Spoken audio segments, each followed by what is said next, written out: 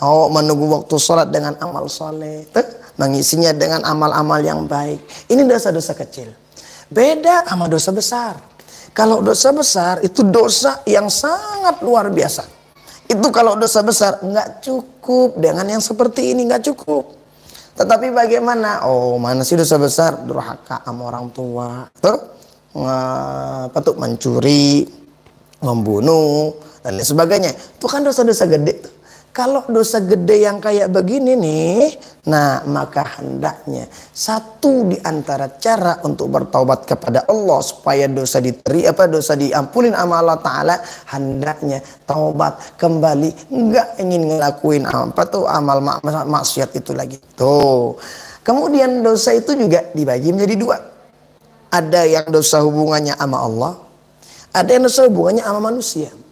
Makanya kadang para ulama menyebutkan tuh yang hubungannya sama Allah itu rentan agak mudah untuk kita kembali kepada Allah. Tetapi kalau hubungannya sama manusia ini agak ribet-ribet dikit. Kenapa ribet dikit? Ya karena kalau hubungannya sama Allah Subhanahu wa taala, kita cukup sholat taubat, cukup perbanyak istighfar, cukup dengan ngerjain yang tadi tuh menyempurnakan wudu dan sebagainya. Cukup dengan itu, nah Allah mengampuni dosa salah itu. Tapi ingat, tobatnya benar-benar, jangan dimain-mainin. Tuh. Nah yang kedua agak ribetan dikit. Apa itu? Dosa salah yang hubungannya sama manusia. Dosa salah yang erat kaitannya dengan hablum minallahnya. Kenapa? Allah tidak bakalan ingin mengampuni dosa salah seorang hamba ketika dosa salah itu ada kaitannya dengan hamba yang lain, kecuali Allah baru ampunin kapan? Ketika orang yang dizalimi itu udah ketika orang yang menzalimi ini dimaafin sama orang yang dizalimi. Makanya kudu rada-rada serem juga ya. Nah makanya kadang tuh ada yang nanya tuh, Ustaz katanya bisa nggak, gimana nih? Bisa nggak kira-kira dosa salah kita sama manusia diampunin sama istighfar kita sebelum tidur? Kan di antara adab orang tidur itu tuh di antaranya tuh dalam kitab Muraqibul Ubudiyah tuh dijelasin ya. Dalam riwayat itu dijelaskan. Itu kalau ada orang yang tidur ngebaca, ada salah satu riwayat dijelasin tuh riwayat yang At-Tirmidzi kalau tidak khilaf, dijelasin istighfar mustaghfiran lillah. Istighfar kepada Allah sebelum tidur atau sambil tidur sambil begini.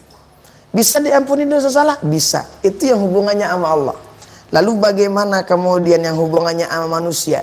Oh, kalau hubungannya sama manusia nggak cukup dengan hal-hal yang seperti itu. Tetapi harus lebih. Apa itu lebihnya? Hendaknya dengan benar-benar taubat.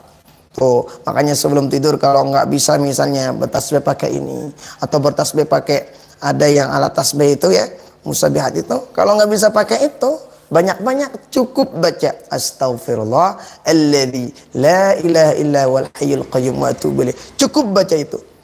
Cukup baca itu insyaallah tuh Allah bakalan ampuni dosa salah. Tapi ingat, ini dosa salah yang hubungannya sama Allah Subhanahu wa taala. Hubungannya kepada Sang Khalik. Allah gampang ampunin dosa salah itu dengan cara-cara seperti yang tadi.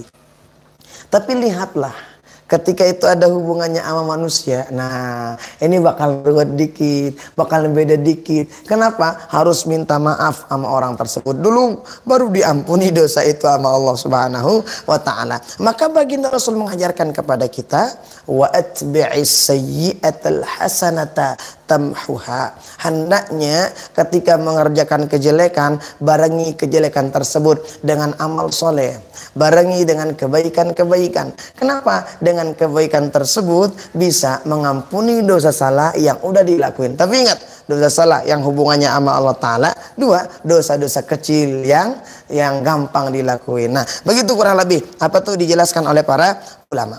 Maka insya Allah pada pertemuan berikutnya kita bakalan baca poin yang ketiga. Apa itu?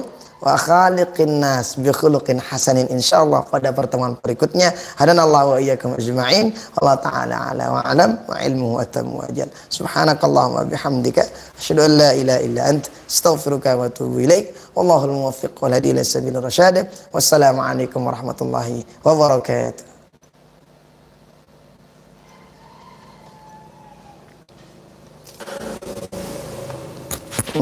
Ya Rabb.